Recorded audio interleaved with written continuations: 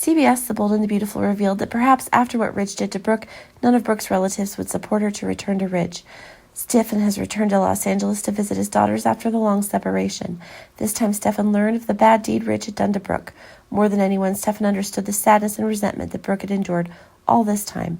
Ridge's actions are hard to ignore. Now the misunderstandings have been cleared up and Ridge wants to go back to Brooke's side again. Brooke still has feelings for Ridge, so she wonders about this. She would consult Stefan on whether to forgive him or not.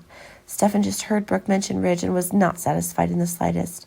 Why, after all the hurt Ridge had caused Brooke, did she even have the mind to think about forgiving Ridge?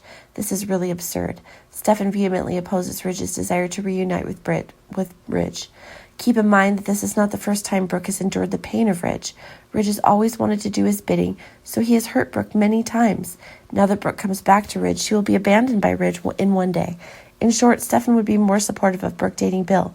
Bill's the man more suited to Brooke than Ridge. Elsewhere, Deacon and Taylor will have close moments together. Actually, Deacon is still under Sheila's control, but since Sheila can't show up very often, Deacon still has time to go with other women. Deacon knows that Taylor is very sad right now. Taylor and Ridge's wedding was called off shortly before the ceremony. Ridge realizes he's misunderstood Brooke and wants to come to her to explain.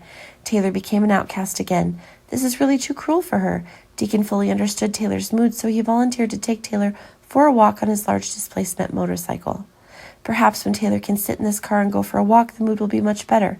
But if Taylor were to stay in the house all day, it would only be more negative. Ridge had made that decision anyway, so Taylor had to learn to accept the truth. Deacon's actions touched Taylor a lot.